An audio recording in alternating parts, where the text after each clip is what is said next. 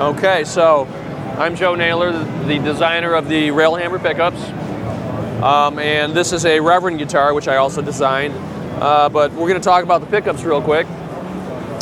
This is a patent pending design. And if you take a close look at it, you'll see that under the wound strings is a rail. And under the plain strings is a round pole piece. And what that does is the rail senses a narrow section of string, and that produces a very tight sound.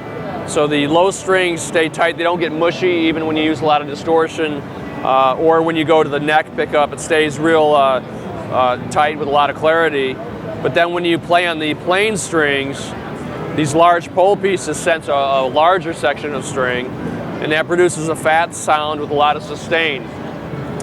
So what you get is a perfect tonal balance when you go from low to high strings, and perfect clarity whether you play clean or dirty.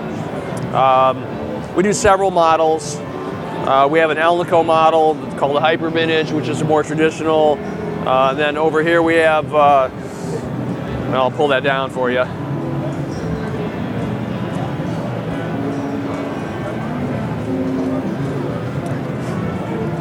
And we do them in black.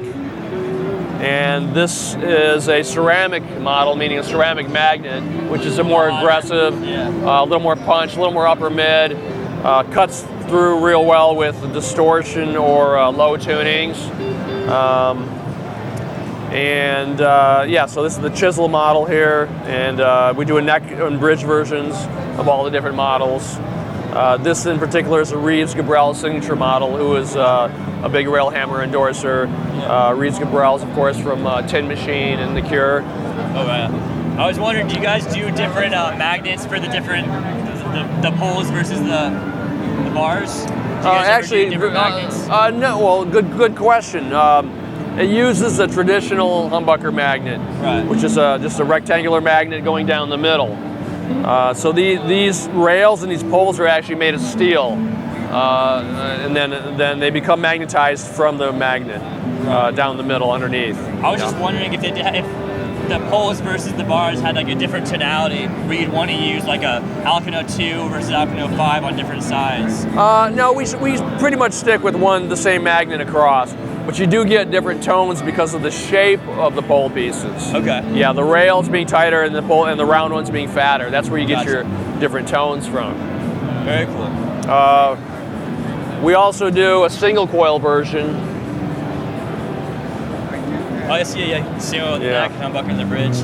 Yeah. So we got the humbucker here, and then the H90 is what we call it, because it's basically a P90 tone, but it's in a humbucker-sized box. Okay. So it fits in a standard humbucker ring, but it's a true single coil, 2 Elnico magnets, okay, 1 row pole pieces, so it's really got that bite and that twang to it, like a classic P90 would have. Okay.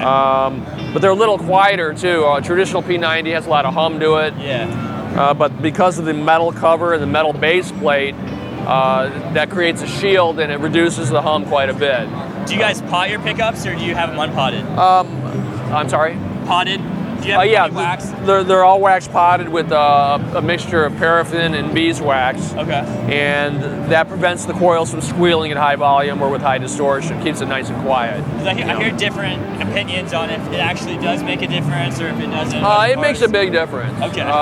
That's the general consensus I've heard. But I've been repairing guitars for 30 years professionally, and one of the biggest things I used to do back in the 90s was actually wax pot older pickups. Okay.